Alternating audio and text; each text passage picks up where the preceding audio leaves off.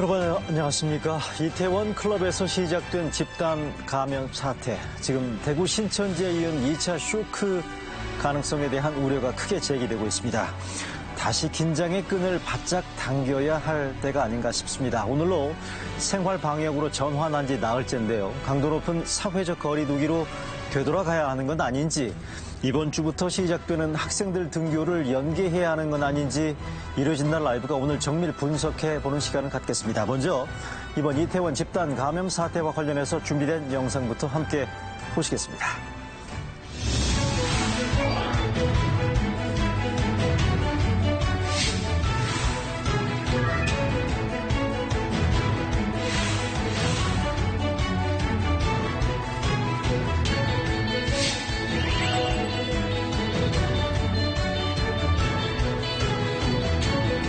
박물관, 미술관, 도서관이 오늘부터 제한적으로 문을 엽니다.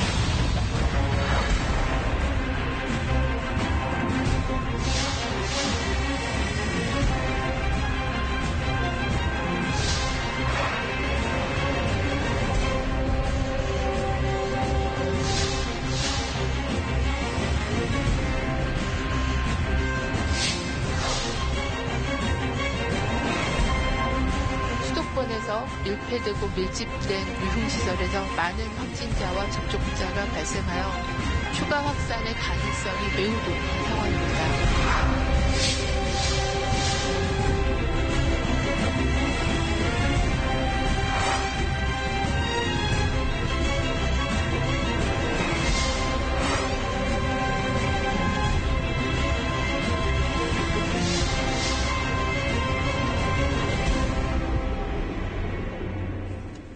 네, 오늘 전문가 세 분 모셨는데요. 먼저 소개해드리겠습니다. 서울대학교 의대 의료관리학교실 김윤 주임 교수 나오셨습니다. 안녕하십니까? 안녕하십니까? 네.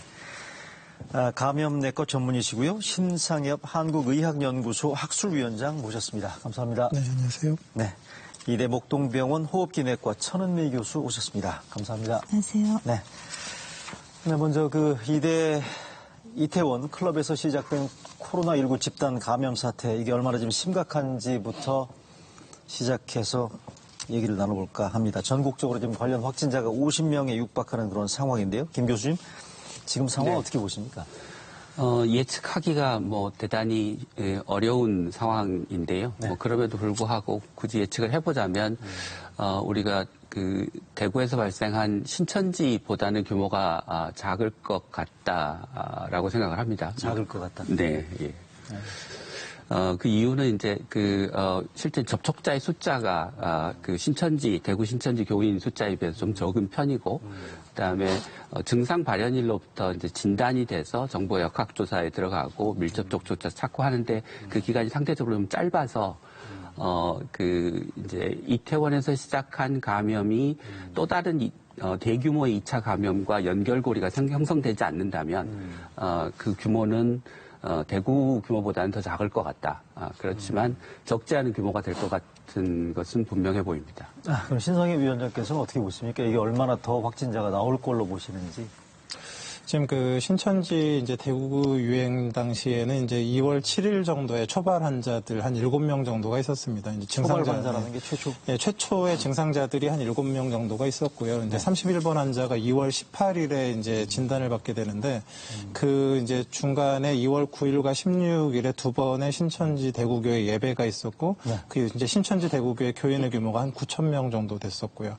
그래서 이제 이런 첫 환자가 굉장히 늦게 진단이 되었고, 굉장히 이제 모여서 오랜 기간 같이 접촉하던 시간들이 이제 있었고, 그 과정에서 이제 2차, 3차, 4차 감염까지 된 상태에서 이제 방역 당국에서 늦게 이제 인지를 한 상황이 됐었거든요. 실제로 이제 이제 조사를 했더니 신천지 대구의 9,000명 교인들 중에 거의 한 40%가 나중에 확진자로 나타났거든요. 그렇죠. 근데 지금 이번 이제 이태원 관련 이제 클럽 관련된 유행 같은 경우는 지금 5월 2일 정도에 지표 환자, 초발 환자들이 몇 명이 좀 있는 것 같아요. 지금 그 용인의 66번 환자 이외에도 비슷한 시기에 증상이 있다고 나타난 하죠. 사람들이 있는 것 같고, 근데 지금 5월 6일 정도에 진단이 됐기 때문에 이제 2차 감염이 이제 생길랑 말랑 하는 정도. 일단은 그 이제 첫 지표 환자로부터 진단의 이제 시기가 좀 짧은 상태인 것은 이제 어느 정도 보면 이제 신천지보다는 유리한 정황이 있고요. 다행인 정황이라는 얘기죠. 예, 다행인 정황이 있고, 그리고 반복적으로 지속적으로 오랜 기간 노출되는 그런 부분들도 신천지보다는 좀 덜한 부분들이 좀 있는 부분이 있고, 그리고 이제 연령대 자체도 이제 신천지는 이제 다양한 연령대라고 그러면 지금 여기는 이제 젊은 연령대이기 때문에 어떤 이제 환자 발생이 됐을 때 중증 환자가 많아져서 의료 시스템에 붕괴가 되는 그런 상황들도 올 가능성이 좀 적고, 여러 면에 이제 정황에서는 규모나 이런 그 사회 파급력은 낮겠지만 문제는 그 젊은 사람들이기 때문에 지역 사회에 가서 이제 돌아다니고 활동하는 그런 영역들이 넓어질 수 있어서 지역사회에 뿌릴 수 있는 가능성이 많아서 그 조용한 전파를 일으킬 가능성이 훨씬 더 이제 큰 부분들이 있어서 앞으로의 이 추이들, 이 조용한 전파를 어떻게 찾아내고 관리하느냐에 따라서 앞으로의 유행의 규모가 이제 어느 정도 결정이 되리라 생각합니다. 알겠습니다. 천은미 교수님께서는 그런 이번 그 이태원 클럽 사태의 전파, 확산 가능성 대체로 얼마 정도 추가로 나올 수 있을 거라고 보세요? 상당히 많이 나올 것 같습니다. 왜냐하면 국내가 조금 안정화된 것 같았지만 사실은 해외에서 입국하시는 분들이 검역을 하긴 했지만 그중에 분명히 무증상 감염자나 경증 환자들은 많이 놓쳤을 거예요. 그럼 그런 분들이 국내에서 이렇게 조용히 전파를 했을 거고 지금 보시면 확진자들의 많은 수가 무증상이에요. 그러네요. 그분들이 이제 클럽을 다녀오셨기 때문에 본인들이 검사를 해서 확진이 되신 거고 이 용인 환자분도 본인이 열이 나고 증상이 있었기 때문에 또 이제 클럽을 다녀오셨으니까 걱정이 돼서 검사를 해서 확진이 되신 거죠. 그럼 이 클럽이 하나가 아니고 많은 클럽들이 국내에 있습니다. 그 클럽을 다니거나 다른데 어떤 유흥업소나 그런 곳을 다녀오신 분들 중에도 많은 분들, 특히 젊은 분들이기 때문에 증상이 없는 분들이 대다수일 거예요. 그러면 따진다면 잠복기를 따지는 것도 그동안 많이 나올 수 있고 2, 3차 감염이 될 수가 있고 또 무증상 감염에 그런 걸 고려한다면 10배에서 50배가 많다고 외국 보고들이 많이 나오기 때문에 그러니까 일반 검사 받아서 확진된 숫자보다 50배가 더 나올 수 있다. 네, 외국 보고는 50배, 55배까지도 돼 있습니다. 지금 나오는 지금 확진자 숫자 곱하기 이 정도가 가능하다는 검사를 하면 산술적으로 그렇죠. 나올 수가 있다는 거죠. 그렇지만 대부분 증상이 없으니까 그냥 자연스럽게 생활을 하고 있지만 우리가 초기에는 마스크를 쓰고 많이들 개인 위생을 많이 그랬죠. 신경을 썼죠. 근데 최근에 생활 그 거리두기로 바뀌면서 마스크 안 쓴 분이 매우 많았고 이번에도 마스크를 안 썼기 때문에 문제가 된 거예요. 그 유흥업소에서 마스크를 쓰고 계셨다면 이렇게 감염자가 많지 않았을 거고 그날 2일날 다른 증상이 유사한 환자들이 있었다는 것 자체가 이분뿐 아니라 다른 분들도 지역사회 감염이 있다는 걸 알 수 있는 거죠. 지금 천은미 교수께서 무증상 전파 가능성을 말씀하셨는데 이 용인 66번 환자만 하더라도 당일날 3군데 클럽을 돌았는데 그때는 증상이 없었다는 거 아니에요? 그렇죠. 그 다음 날 증상이 나타나서 이제 검사를 받고 병원을 갔다는 건데 이거 어떻게 봐야 되는 거예요? 그러니까 코로나19 바이러스의 특징이 그 증상이 나타나기 그 전후에 바이러스를 가장 밖으로 많이 내뿜는 전후에 그러니까 그래서 이제 무증상기의 감염도 있고 발병 초기의 감염력이 대단히 높기 때문에 전파력이 높다는 이야기고요.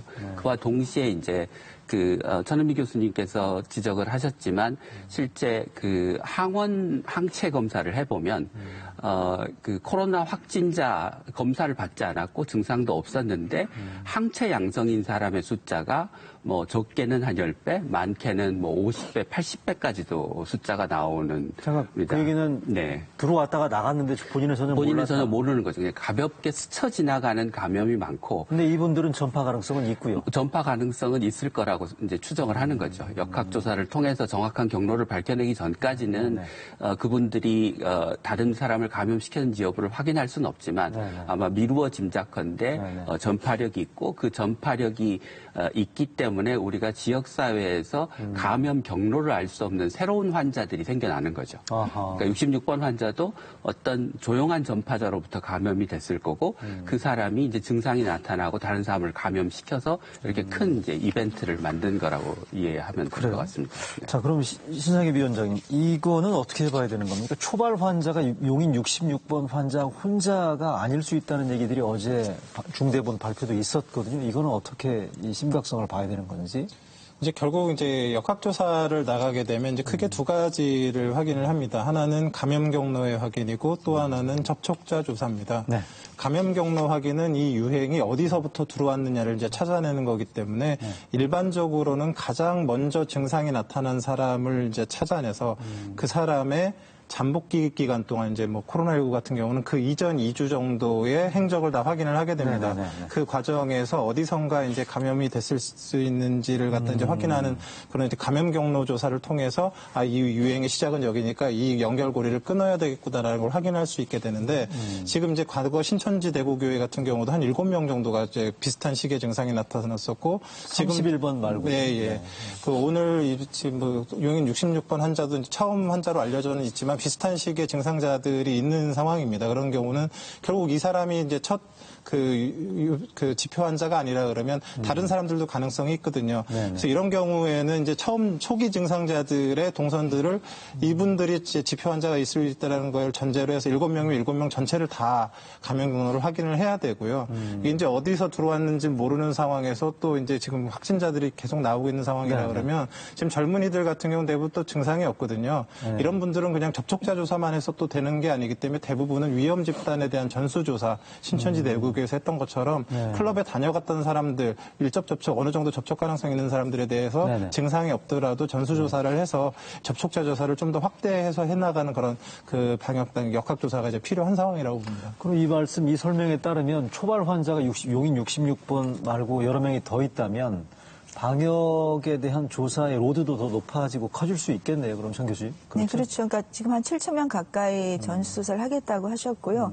이제 그것도 일부분이라는 거죠. 그 네네. 클럽에서만 발생한 환자들을 지금 찾는 거고, 우리나라에서 지금 증상이 없기 때문에 검사를 안 받는 분이 많아서 우선은 저는 항체 검사를 좀 한번 해봤으면 좋겠어요. 대구 지역뿐 아니라 서울 밀접 지역에 사실 국민건강영양조사는 10,000명만 하기 때문에 조금 숫자가 부족해요. 그래서 조금 여유가 된다면 항체 검사를 해보면 지금처럼 확진자 수에 비해서 10배 이상 나온다고 생각이 들면 잠깐, 항체 검사 대상은 누굴?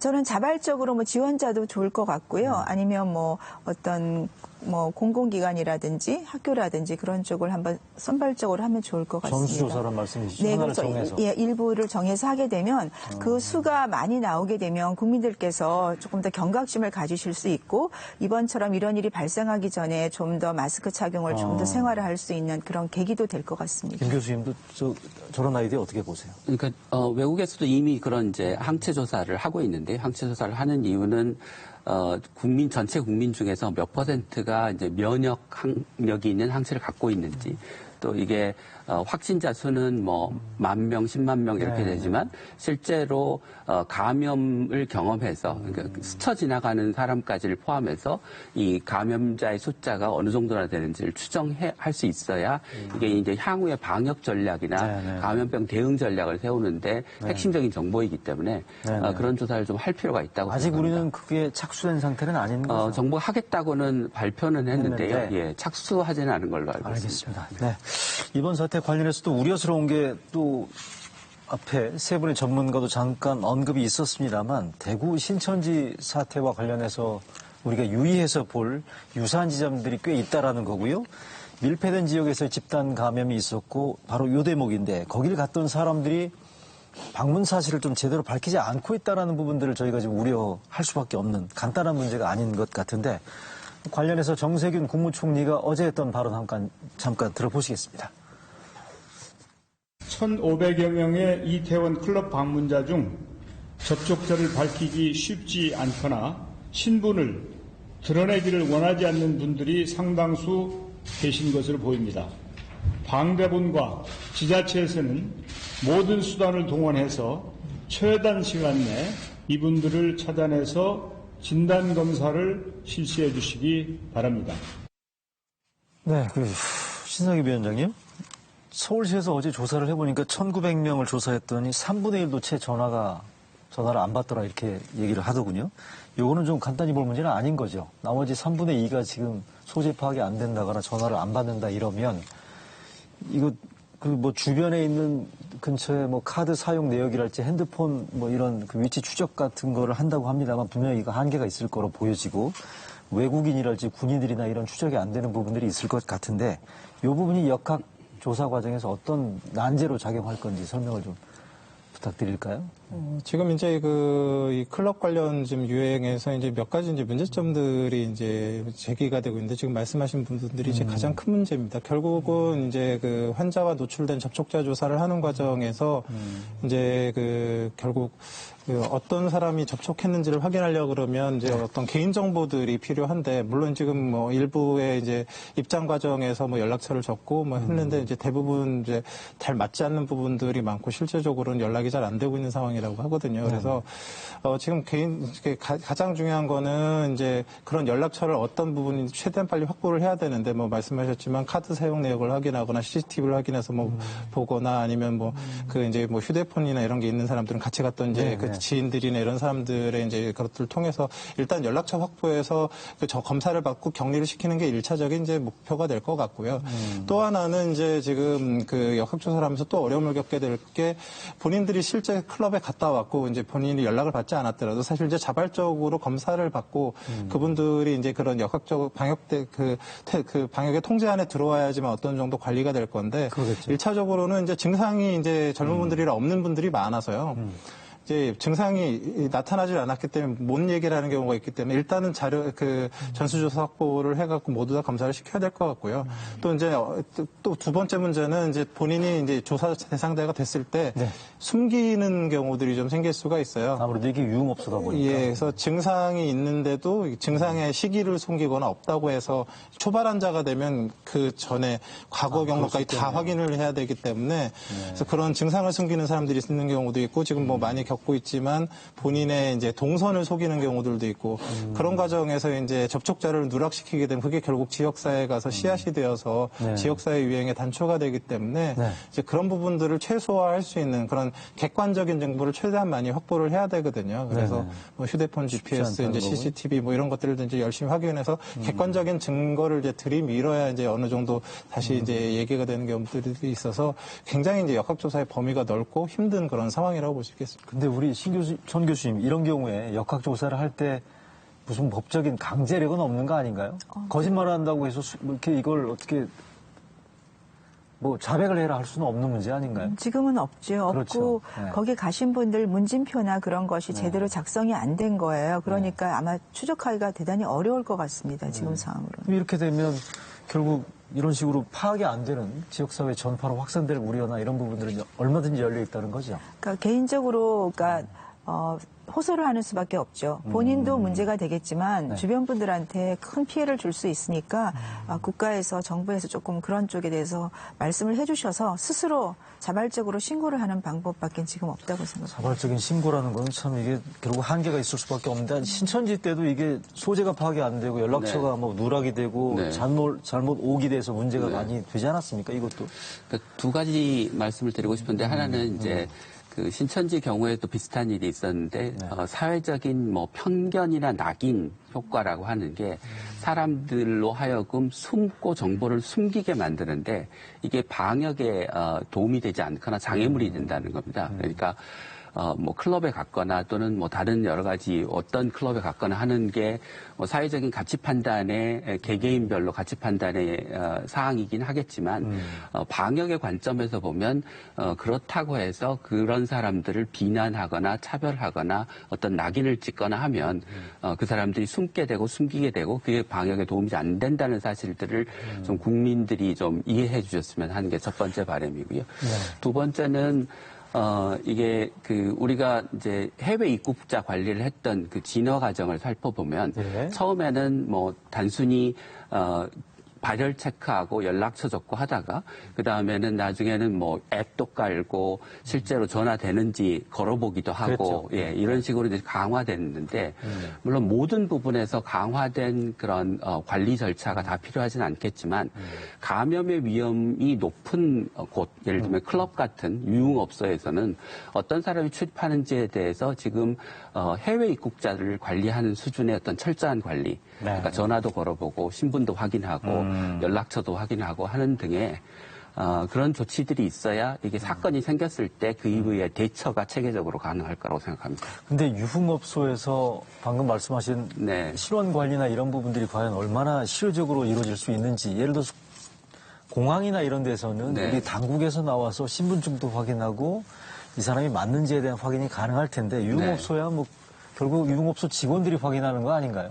이러다 보니까 이게 이 부분들이 철저한 스크리닝이 가능할지에 대해서도 좀 저희들이 높아심을 갖지 않을 수가 없어요. 그런데 사실은 이제 그 클럽 같은 유흥업소가 어차피 지금 감염에 있어서 굉장히 감염 관리의 사각지대일 그렇죠. 수밖에 없고 네. 현재와 같은 상황을 방치하면 제2, 제3, 제4의 이태원 클럽과 같은 사태들이 계속해서 생길 거고 그게 이제 코로나19가 갖는 높은 전파력이라고 하는 특성과 맞물려서 네. 언제든지 대량 감염 사태로 발전할 수 있는 가능성과 개연성이 있다면 네.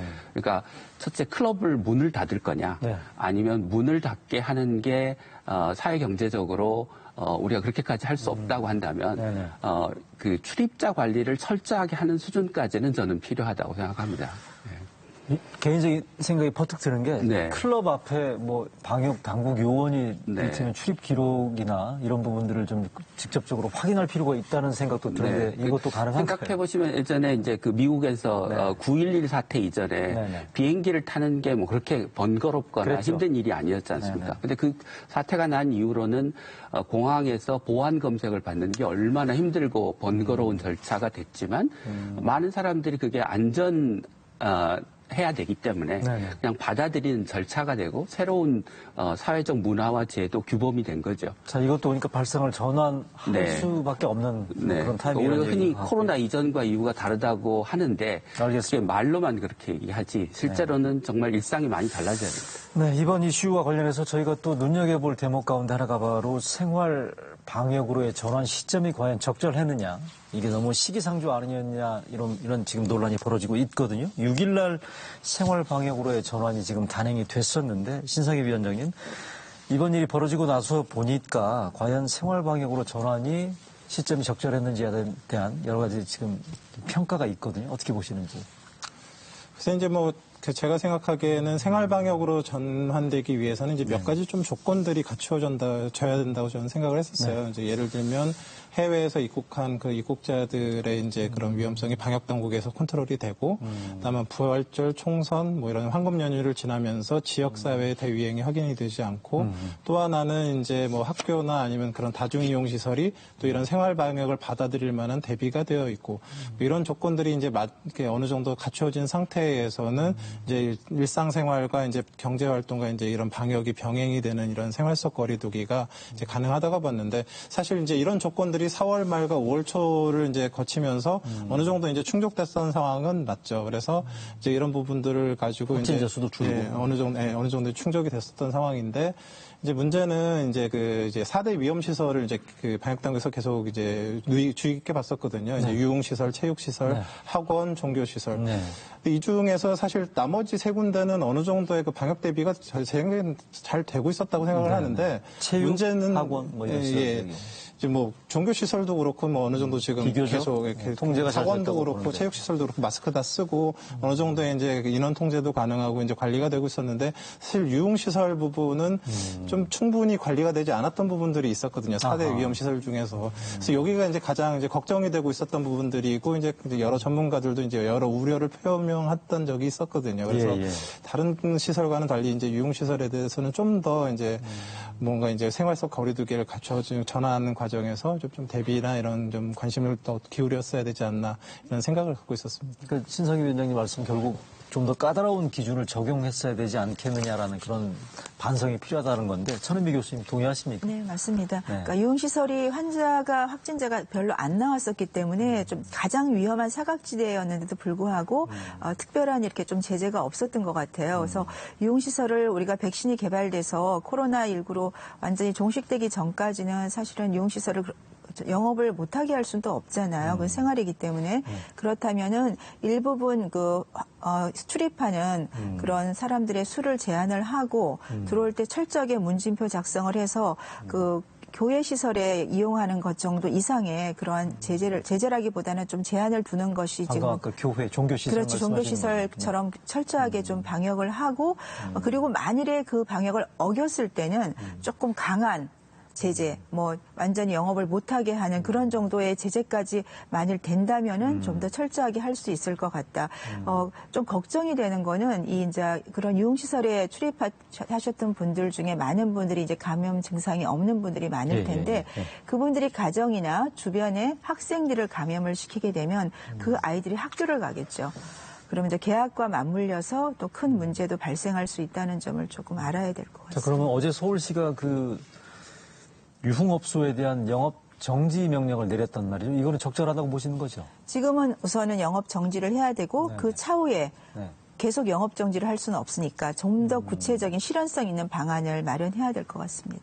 그 신상희 위원장님 어떻게 보십니까? 전국 유흥업소에 서울시 내의 유흥업소에 대해서 집합 금지 명령인데 이거는 영업 정지거든요. 이 부분들은 적절했다는 거고 보시는 거고요.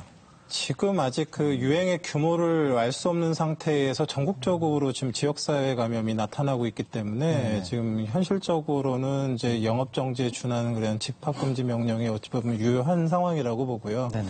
이제 천은미 교수님 말씀하셨던 대로 이제 이 어느 정도 중단하는 이 기간 동안 유흥시설이 또 생활 속에서 어떻게 공존할 수 있을지에 대한 그런 적절한 방역 대책을 잘 마련을 한 다음에 충분한 안전성을 확인한 후에 이제 다시 좀 원래대로 돌아가야 되지 않을까 생각이 듭니다. 그렇습니까? 김 교수님은 어떻게 보십니까? 지금 서울시의 경우에는 네. 유흥시설에 대한 영업 중지 조치를 어제 단행을 했거든요. 예.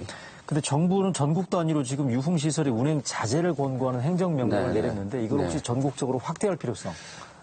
확대할 필요성이 저는 있다고 생각합니다. 그러니까 그 신상엽 위원장님이 말씀하셨지만 지금 그 용인 66번 환자 이외에도 여러 명의 그 전파자가 있을 걸로 추정이 되는 상황이고 그거는 그 저희가 한 4월 초부터 생각해 보면 그 사회적 거리두기가 상당히 완화된 분위기 속에서 거의 이제 한 달쯤을 지냈거든요. 그렇죠. 예, 그러니까 그 사이에 사실 조용한 전파자들이 굉장히 많이 쌓였고 그게 지금 그 이태원 클럽이라고 하는 곳에서 폭발한 양상을 보이는 걸로 지금 이해가 됩니다.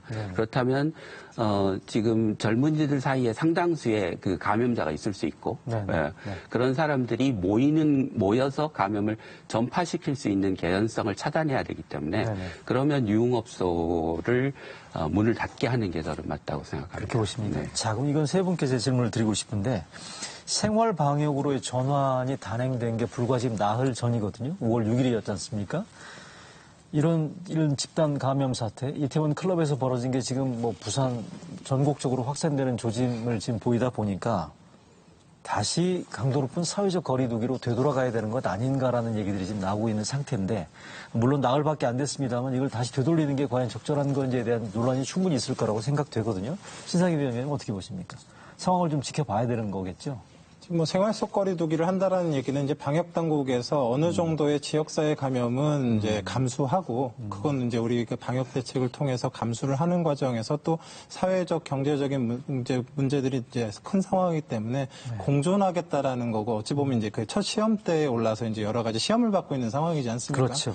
근데 이제 이게 결국 이제 지금까지 보면 강화된 사회적 거리두기, 약간 완화된 사회적 거리두기, 이제 생활 속 거리두기 단계를 좀 낮춰왔는데 이걸 단계를 업하려고 그러면 그 과거의 사회적 거리두기 수준의 어느 정도의 위험성과 그런 사회적인 그런 불충분함이 이제 있어야 된다고 판단을 하는데요. 위험성이라는 거는 뭐 제가 생각하기에는 이제 이게 다시 되돌아갈 정도라 된다 그러면 그 이태원 클럽 관련된 이제 유행이 전국적으로 발생을 하는데 이 지역 사회에서 하루에 50명 이상의 환자가 계속 발생이 되고 이게 감염 경로가 확인이 되지가 않는 그런 상황들이 벌어진다라고 하면 아마 다시 좀 돌아가서 어느 정도의 다시 이제 그 기초를 쌓은 다음에 다시 생활 속 거리두기로 돌아야 되지 않을까 이제 그런 정도의 생각은 하고 있습니다. 근데 개인적으로. 네, 정 교수님 어떻게 보십니까?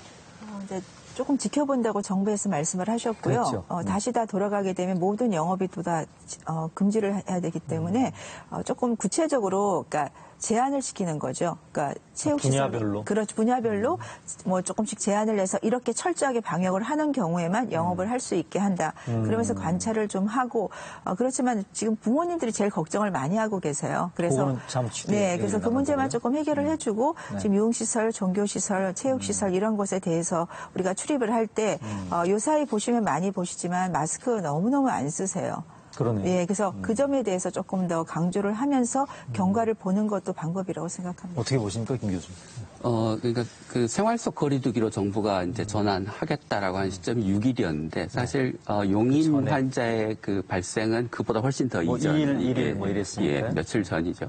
그리고 이제 실제로 국민들이 그 거리두기의 생활 행태가 이제 좀 완화되고 밖에 나가서 뭐 벚꽃 구경도 하시고 뭐 그랬죠. 동해안으로 놀러 가시고 이렇게 하기 시작한 시점은 사실은 4월 초순부터였습니다. 그러니까 이게 무슨 말씀을 드리려고 하냐면 정부가 뭐 강화된 사회적 거리두기, 뭐 생활 방역 이렇게 단계를 구분해서 정책을 하고 있지만 국민들의 어떤 행동 또는 거리두기의 정도는 그 정부가 정한 어떤 틀 내에서 움직이는 게 아니고 감염의 위험이 공포감이 사회적으로 어느 정도 크기의 반응을 해온 거거든요. 예. 그렇게 생각하면 국민들은 이미 이제 어느 정도 좀 긴장이 풀어져서 일상생활로 복귀를 했는데 정부는 강화된 틀을 계속해서 유지한다고 하는 것도 사실은 효과나 적절성 부분에서 문제가 있는 거라고 생각을 하고요.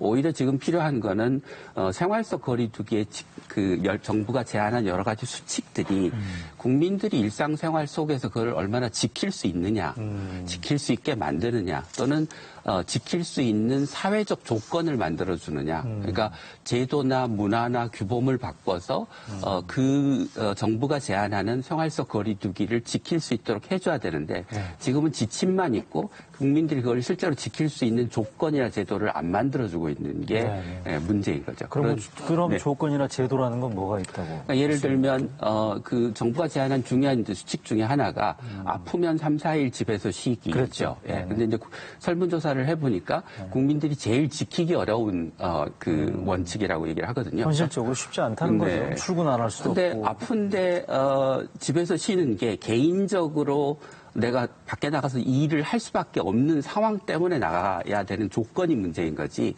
내가 개인의 순수한 선택으로 아픈데 내가 나가려고 하는 사람은 별로 없을 거라고 생각합니다. 그러니까 그건 결국 뭐냐면 직장에 아프면 쉬겠다고 얘기를 하는 쉽게 얘기할 수 있고 그게 직장에서 수용이 되고 그렇게 하더라도 내가 사회 경제적으로 받는 불이익이 없는 예를 들면 유급병과 같은 제도가 도입이 돼야 국민들이 아프면 쉴 수 있는 조건이 마련되는 거겠죠.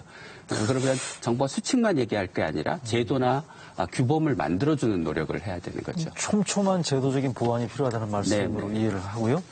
자, 이태원 클럽의 집단 감염 사태와 관련해서 얘기를 좀 이어가고 있습니다만 이번 사태와 관련해서 이어서 학교 개학과 관련된 이야기를 좀 해보겠습니다. 고3 학생들이 13일이죠. 그러니까 이번 주 수요일부터 등교를 시작하는데 이번 사태가 터지면서 지금 교육당국이 바짝 긴장하고 있습니다. 다음 달이면 초, 중, 고등학생 전부가 개학을 지금 등교를 하도록 돼 있는데 걱정이고요. 먼저 준비된 영상부터 보시겠습니다.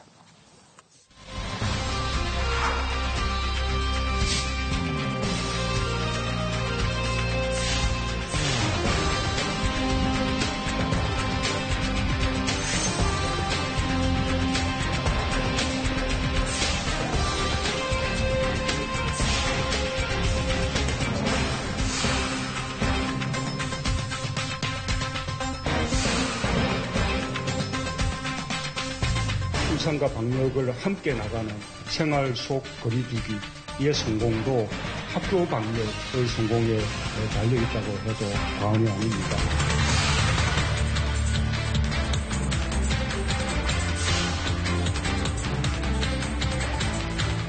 에어컨을 지금도 더운데 더 더워지면 못 틀면 너무 더울 것 같아가지고 걱정되긴 하는데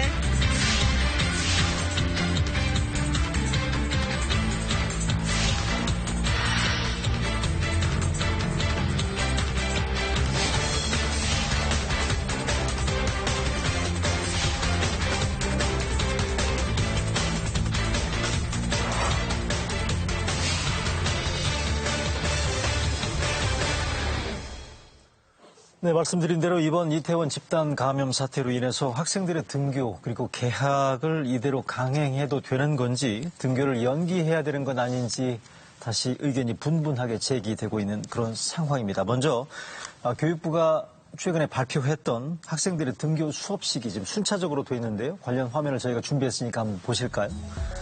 네, 등교 개학 일정이죠. 이번 주 13일부터 고3생들이 등교하도록 돼 있고 그 다음 주 20일에는 고2, 중3, 초등학교 1학년, 초2, 유치원생들이 20일부터는 등교할 예정으로 돼 있고요. 27일부터는 고1, 중2, 초3, 초4 학년생들이 등교할 예정으로 좀 잡혀 있습니다. 그리고 마지막으로 6월 1일서부터는 중학교 1학년, 초등학교 5학년, 초등학교 6학년생들이 지금 마지막으로 등교를 할 예정이니까 6월 1일이 되면 전국의 초, 중, 고등학생들이 모두 개학을 하고 등교한다라고 보시면 될 것 같습니다. 자, 신상희 위원장님, 요거는 지금 곧바로 직접적으로 질문을 드려야 될 것 같습니다. 이거 등교 수요일부터 바로 강행해도 괜찮을까요? 어떻게 보십니까? 등교 개학이 가능하려면 이제 기본적으로 전제가 이제 그 등교하는 학생들 중에 확진자가 없어야 될 거고요. 이제 또 학교도 그거에 대한 이제 대비가 돼 있는 이제 기본 전제 조건이 있어야 된다고 생각을 합니다.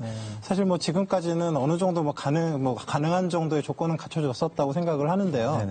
지금 갑자기 이제 이제 클럽 관련된 유행이 생기면서 전 좀 개인적으로 좀 걱정이 되는 것이 고3들 중에 자기 신분을 숨기고 혹시 그런 클럽에 갔는데 이제 그런 부분들을 또 뭐 증상이 있어도 숨기고 싶을 거 아니에요. 또 학생들이니까. 숨길 수 있겠네요. 그래서 이런 아이들이 혹시 또 등교를 했다가 문제가 되지 않을까에 대한 걱정은 조금 있긴 합니다만 뭐 지금 어찌 보면 학교를 또 마냥 쉬게 할 수도 없고 또 고3 같은 경우는 또 이제 입시도 걸려져 있고 뭐 여러 가지 문제가 있기 때문에 그래서 적절한 선에서 이제 확인을 해야 될 것 같은데 지금의 유행이 정말로 어느 정도 수준이냐, 고3들이 지금 그거에 영향을 받고 있느냐를 갖다 좀 따져본 다음에 13일 가능할지를 좀 확인을 해야 될 것 같습니다. 근데 이거 학생 확진자 나오면 학교 문 닫아야 되는 거죠? 예, 다시 그렇습니다. 닫아야 되는 거죠?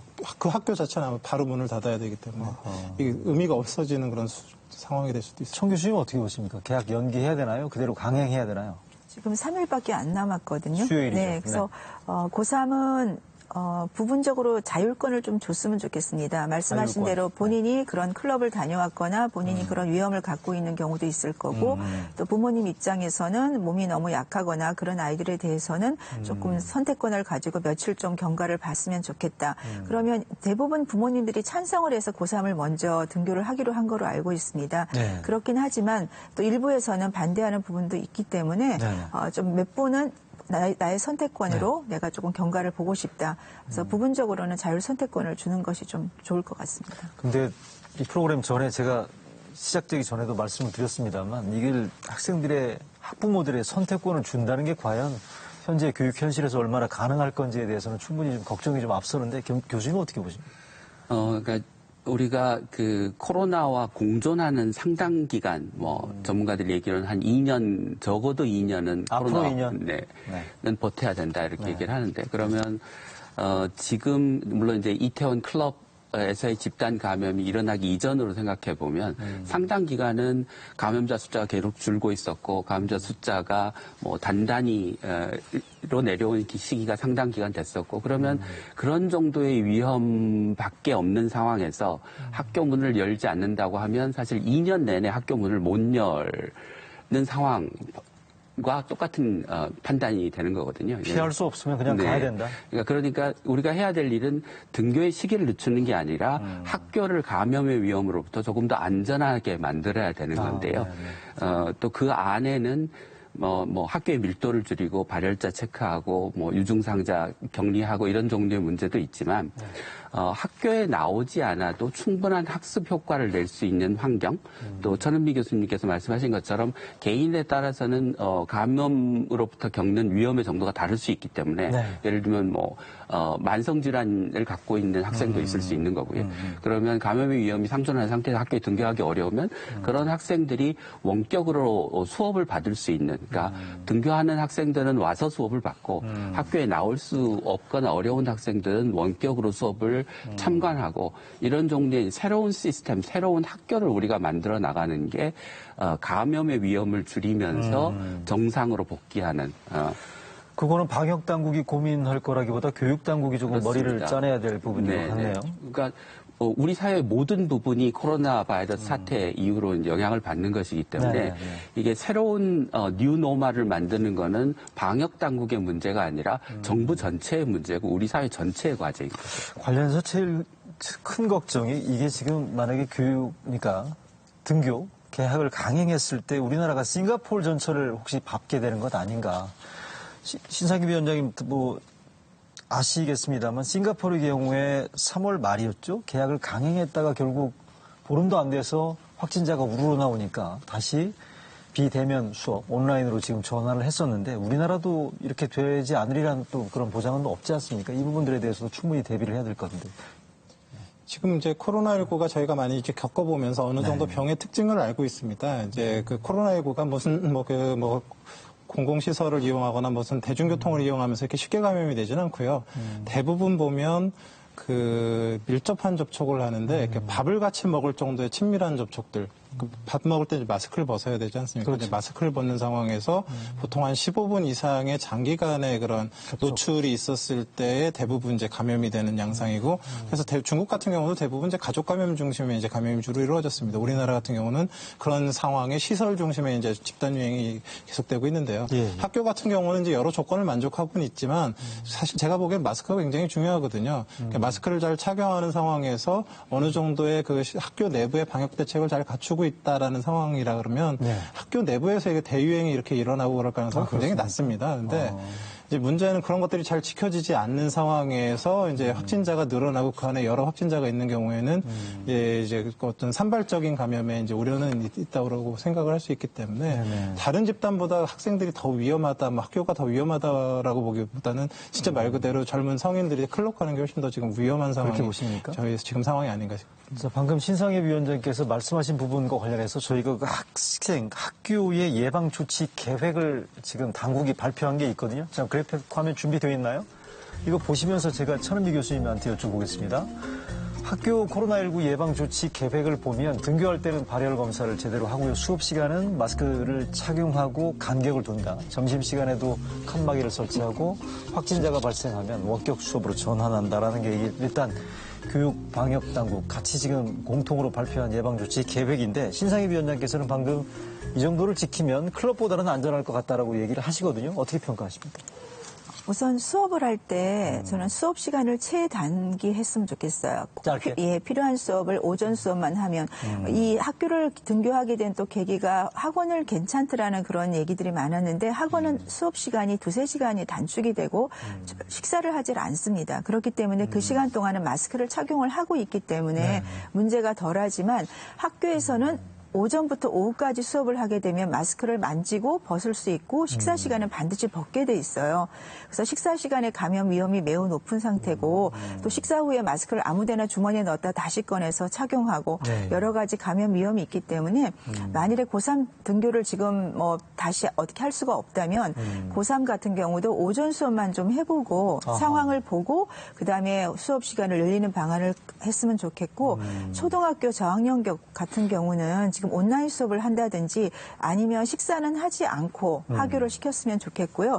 정말 꼭 식사를 해야 되는 상황이라면은 선택권을 줘서 집에서 도시락을 가져와서 개인적으로 교실에서 따로 먹게 되면 조금 우리는 식사 시간에 분리를 할 수가 있겠죠. 모든 학생들이 전부 급식실에 가서 동시에 식사를 하는 것보다 개인적으로 도시락을 먹는다든지 수업 시간을 단축한다든지 조금 여러 가지 방안을 강구를 해서 최단 수업 시간을 해서 접촉 시간을 줄이는 것도 방법인 것 같습니다. 식사 시간 부분들은 조금 나름대로 주목해서 볼 대목이 아닌가 싶은데 교수님도 이 부분들에 대해서 저는 이제 정부가 만든 지침은 그 나름대로 굉장히 고민을 해서 상세하게 만들었다고 생각하는데요.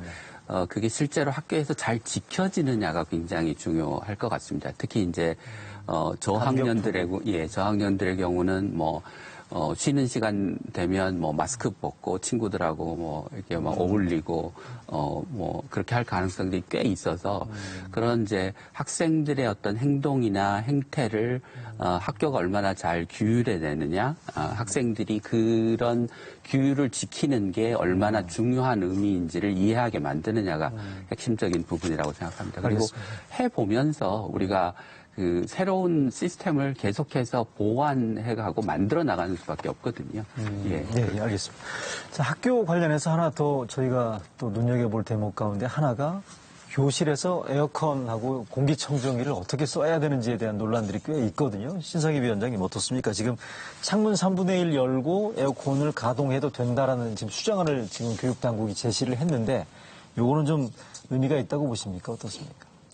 지금 저희가 이제 구로 콜센터나 이런 데서 이제 경험을 했듯이 이제 밀접한 공간에서 이제 말을 많이 하게 되고 이제 이런 상황에서 이제 실내의 바이러스 농도가 높아집니다. 근데 이게 환기가 되지 않는 상황에서 이 농도가 계속 높아지게 되면 잠깐의 접촉으로도 굉장히 많은 환자가 발생을 할 수가 있기 때문에 환기가 굉장히 중요하거든요. 근데 이제 에어컨을 틀게 되면 이제 공기가 순환하면서 이제 그 실내에서 환기가 창문이 열려지지 않는 상태에서 그 에어컨이 틀어지게 되면 그런 바이러스가 이제 전체적으로 교실 내로 이렇게 여러 가지로 퍼져나갈 수 있는 그런 문제가 있어서 이제 그런 에어컨 쓰는 거에 대해서 이제 어느 정도 이제 그런 문제점이 제기가 됐던 건데요. 이제 환기가 잘 되는 상태에서 또 이렇게 더운 상태에서 사실 수업을 할 수가 없기 때문에 어느 정도 에어컨 트는 건 이제 불가피하다고 생각을 했고요. 사실 공기청정기 역시도 이제 공기 흐름을 이제 만든다는 그런 부분들 때문에 이제 방역 당국에서 우려를 하고 있는 부분들이 있는데 사실 또 이런 건 또 있습니다. 이제 창문을 열게 되면 또 밖에 미세먼지들이 많이 들어오기 때문에 어느 정도는 적절하게 또 필요한 경우는 공기청정기도 사용을 하면서 이제 수업을 진행해야 되지 않을까라는 생각을 하고 있습니다. 근데 공기청정기는 미세먼지 농도 높을 때만 제한적으로 사용하면 되는 거 아닌가요? 네, 지금 이런 상황에서는 꼭 공기청정기가 필요하지는 않죠. 미세먼지가 거의 없는 상황이라서 그건 필요 없지만 이제 날씨가 더우니까 에어컨 문제고요. 그 에어컨에 이제 바이러스가 붙는 것보다는 어떤 사람이 식사 시간을 제가 자꾸 강조하는 이유가 식사 시간에 말을 한마디도 하지를 않거든요. 말을 하게 되면 바이러스가 나와요. 말하는 것만으로. 그런 바이러스가 나와서 그것이 공기 중에 떠 있다가 에어컨 바람에 의해서 그 지역을 순환을 하는 거죠. 그러면 다른 사람들 역시 흡입을 하게 되고 밀폐된 공간에는 분명히 감염을 할 수가 있고 또 그 중국 연구에 보면 그분이 증상이 없는 분이셨어요. 증상이 없는데 말을 해도 바이러스가 나와서 그 주변에 감염을 시켰기 때문에 그런 점을 고려한다면 학생들이 많이 있는 급식실에서 그런 일이 발생을 안 한다는 보장은 없잖아요. 그러니까 좀 철저하게 준비를 해야 될 것 같습니다. 자, 지금 시간이 지금 후반부로 진행되다 보니까요. 이 문제를 한번 좀 마지막으로 좀 짚고 넘어가야 될 것 같습니다. 김윤 교수님께서 아까 언급하신 내용 가운데 2년간 앞으로 최소 2년 정도는 코로나와 공존을 우리가 각오를 해야 된다라고 말씀하신 게 백신 때문에 그런 거죠? 네, 그렇습니다. 어떻게 될 것 같습니까? 뭐 제가 전문가가 아니라서 뭐 정확한 예측을 하기는 어렵지만 많은 전문가분들이 하시는 이야기는 첫 번째 백신을 만드는데 최소한의 시간이 있다. 그게 뭐 1년 이제 시작으로부터 1년이니까 적어도 내년 초까지는 기다려야 된다라고 하는 거고요. 두 번째는 감기 백신을 아직 못 만들듯이 코로나 백신을 만들기 쉽지 않다. 세 번째는 우리가 인플루엔자 백신을 만들었지만 그 백신이라고 하는 게 바이러스가 변이가 계속 생기기 때문에 효과가 어떤 때는 낮으면 뭐 20% 높아야 한 40%나 50% 정도밖에 되지 않기 때문에 백신이 나오기도 어렵고 시간도 오래 걸리지만 나온다고 해서 이 문제를 완벽하게 해결해 주지는 않을 거다라고 하는 게 많은 전문가들의 생각인 것 같습니다. 그렇습니까? 신성희 위원장님, 이건 제가 이런 질문 드려보고 싶은데 지금 미국 빼고 전 세계가 뭐 최근에 보니까 백신 치료제 개발에 힘을 합친다라고 얘기를 했거든요. 요거는 지금 시간을 단축할 수 있을 것 같나요? 전문가 입장에서 보시기에. 이 백신을 개발한다라는 게 굉장히 시간도 많이 들고 돈도 많이 들고 여러 여건들이 필요합니다. 안전성과 유효성, 건강한 사람들에게 접종을 해서 문제가 안 일어나야 되기 때문에 뭐 효과도 좋아야 되지만 정말 안전해야 되거든요. 그럼 결국은 굉장히 이제 그 인체 사람에 대한 연구들도 이제 많이 필요하고 그런데 이 과정에서 대부분 지금까지의 중요한 그런 약이나 백신들의 개발이 이제 좀 어느 정도 정도 선진국, 미국이나 이런 유럽에서 아주 관심을 가졌을 때 빨리 개발이 됐던 부분들이 있어요. 네. 그래서 이런 전 세계적으로 이런 관심을 가지고 이제 충분한 역량을 투입하게 된다 그러면 이제 기존 과거 사스나 메르스는 이제 이런 선진국들에서 주로 잘 많이 발생을 하지 않고 금방 끝났기 때문에 어찌 보면 그 선진국들에 대한 그런 관심들이 세계적인 관심들이 별로 없었고 백신이 개발이 더뎠던 부분들이 충분히 있거든요. 근데 지금 코로나19는 그렇지는 않고 이제 미국 등의 이런 여러 선진국이 관심을 가지고 있기 때문에 과거보다는 좀 이렇게 기대를 해볼 수 있는 좀 빨리 개발이 되지 않을까 이제 기대를 해볼 수 있는 부분들이 있을 것 같습니다. 있다고 보시고요. 정 교수님 이건 어떻습니까? 어제 오늘 사이에 나온 기사 가운데 보면 세계보건기구 WHO가 조만간에 치료제와 관련한 임상 결과를 발표하겠다고 얘기를 했거든요. 치료제에 대한 임상 결과를 발표한다는 거가 이게 어떤 의미가 있습니까? 그러니까 발표하면 그 직후에 치료제 예를 들어서 결과가 잘 나왔다 싶으면 바로 시판이나 바로 투여가 가능하다고 보시는 겁니까? 어떻습니까? 지금 치료제 개발이라고 약을 개발하는 것이 아니고요. 약물을 재창출하는 겁니다. 기존에 있던 약물들을 임상 시험을 환자에게 투입을 해봐서 그 약물들은 대부분 안전성이 이제 검증된 약물들이기 때문에 해서 효과가 있는 약물들을 이제 발표를 하겠다는 거죠. 그러면 우리가 이런 환자들한테 투여를 해서 이제 경과를 볼 수 있는 거고. 신약은 아니고요? 그렇죠. 그러니까 렘데시비르, 클로로킨처럼 기존에 있던 약제들을 투입을 해서 효과가 있는 거, 부작용이 없는 약제를 이제 알려주겠다는 그런 의미로 생각합니다. 근데 FDA에서 얘기했던 그 말라리아 에볼라 치료제죠? 네네. 그 렘데시빌의 경우에도 요 WHO의 임상시험 결과 이 범주에 포함될 수도 있겠네요. 네, 그럼? 그렇습니다. 네. 충분히 그렇다고 생각합니다. 그러니까 치료제 부분들은 백신 아까 말씀하셨는데 네. 치료제는 어떻게 보시는지? 치료제는 백신보다는 훨씬 더 가능성이 높다고 생각하는데요. 단축될 수 있고요. 예, 왜냐하면 이미 개발된 약을 다른 용도로 사용했을 때 효과가 있느냐를 검증하는 것이기 때문에 네네네.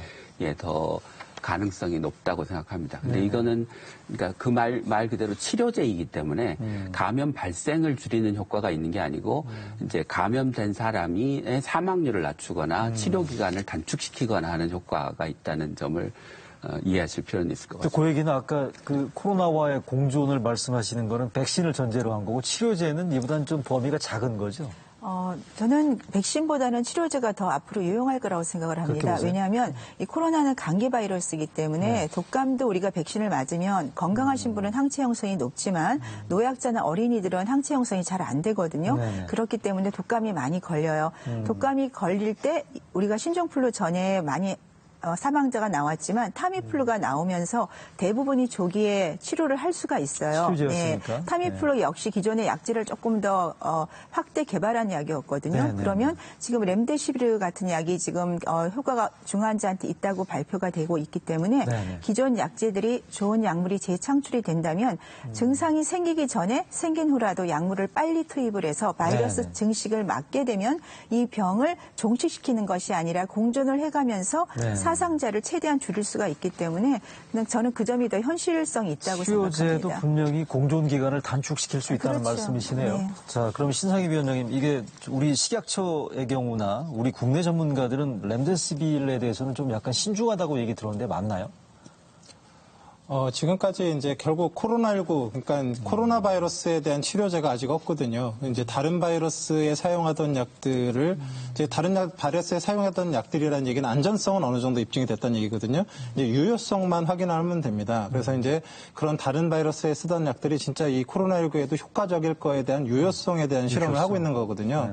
그래서 지금까지 이제 칼라티라 클로로킨 같은 경우는 이제 여러 연구 결과들이 나왔는데 사실 만족스럽지는 못합니다. 근데 말라리아 치료제. 예, 이제 근데 저희 감염 전문가들이 가장 기대하고 있는 약 중에 하나가 렘데시비르거든요. 아하. 이 렘데시비르는 이제 그 핵산 유사체인데 쉽게 얘기하면 그 지퍼에 있는 그런 그 이빨 부분들을 유사한 걸로 만들어가지고 그 실제로는 이렇게 잠겨야 되는데 못 잠기게 만들어서, 그러니까 코로나19 그 이제 바이러스 RNA 바이러스가 복제를 못하면 이제 사망을 이렇게 죽을 수밖에 없는데 복제 자체를 막아버리는 거거든요. 그래서 그 기존 부분들을 막는다는 얘기죠. 그 복제를 할 때 이제 이게 그 유전자 아미노산 이렇게 배열을 하는데 그 배열이 못하게 되면은 결국은 이제 복제가 안 되면서 이제 바이러스가 생존을 못하게 되는데 그 이런 기전 자체가 어느 정도의 이제 이게 만약에 그 코로나19에도 그게 듣는다고 하고 했을 때 그 굉장히 기대할 수 있는 부분들이 있었거든요. 근데 지금까지 나오고 있는 바로는 사망률까지는 낮추진 못했는데 그 회복 기간을 상당수 4일 정도 이제 단축됐다. 뭐 이런 얘기들이 있고, 근데 이게 지금 아직 초기 연구 결과고 이제 충분한 연구 결과들이 지금 모여지고 있는 상황이기 때문에 그래서 미국에서도 이게 정식 승인이 나지 못하고 아주 중증 환자에만 긴급으로 사용할 수 있는 정도의 이제 이런 것만 나온 거거든요. 근데 이게 만약에 이제 장기적으로 효과가 있다라고 했을 때는 사실 이 공존하는 데 있어서 백신을 맞아서 뭐 완벽하게 예방할 수 있으면 가장 좋겠지만 걸려도 죽지 않는다 그러면 그 위험성이 확 떨어지는 거 아닙니까? 그래서 그런 부분들에 대해서 도움이 될 수 있는지를 이제 알아보는 그런 연구들을 하고 있는 겁니다. 자, 알겠습니다. 마지막으로 이번 사태, 코로나19 그리고 최근에 벌어졌던 이태원 클럽 집단 감염 사태 등등으로 지금 걱정하시고 계실 국민들 그리고 시청자들을 위해서 세 분께 한 30초씩 마지막 당부 말씀을 좀 부탁드리겠습니다. 네. 그러니까 이 코로나19와의 싸움은 앞으로 상당 기간 계속될 겁니다. 그 얘기는 무슨 얘기냐면 국민들께서 사회적 거리 두기를 계속 지켜주셔야 우리 사회가 코로나19와의 싸움에서 이길 수 있는 것이고요. 그 지침을 지킬 수 있도록 조건을 만들어주는 것은 정부와 기업과 조직의 일이라고 생각합니다. 그래서 국민들은 한편으로 지침을 지키기 위해서 노력하고 정부와 기업은 그런 지침을 지킬 수 있도록 하는 환경을 만들어주시는 데 애써주셨으면 합니다. 알겠습니다. 이어서 선미 교수님. 초기에 코로나19가 많이 생겼을 때 국민들이 많이 힘들어하셨습니다. 그렇지만 정말 잘 이겨내셨고 지금 또 생활 속 거리두기로 전환을 한 상태에서 약간 또 어려운 일이 발생했지만 이 일도 또 지나갈 거라고 생각하고요. 정부에서는 지금 여러 가지 방역을 해주고 치료약제도 개발하고 있기 때문에 조금만 더 우리가 마스크 착용이나 사회적 거리두기를 노력해 주신다면은 앞으로 더 좀 좋게 이 난관을 잘 극복할 수 있다고 확신합니다. 네, 이어서 신상엽 위원장님 마무리 말씀. 지금 코로나19는 아직 백신과 치료제가 없기 때문에 이제 예방이 어찌 보면 최선이거든요. 이제 뭐 방역 당국에서 조기 진단, 조기 치료 열심히 할 거고 지금 단계에서 사실 실제적으로 국민들에게 가장 제가 여기 필요한 거는 다중이용 시설이나 아니면 이런 대중교통 같은 걸 탈 때 마스크 착용 같은 걸 꼭 잘 해주셨으면 좋겠습니다. 네, 알겠습니다. 세 분 말씀 여기까지 듣고요. 긴 시간 동안 설명 잘 들었습니다. 말씀 감사드립니다. 네. 대구 신천지 사태에 이어서 또 한 번의 지역 확산 사태가 벌어지는 것도 또 그 반대로 사전에 예방하고 차단하는 것도 모두 시민들의 협조 여부에 달려있다. 방금 세 분의 전문가들도 말씀하셨고 강조하셨는데 방심하면 모든 게 물거품이 된다는 말씀 전해드리면서 오늘 1호 진단 라이브 순서 마치겠습니다. 시청해주신 여러분 고맙습니다.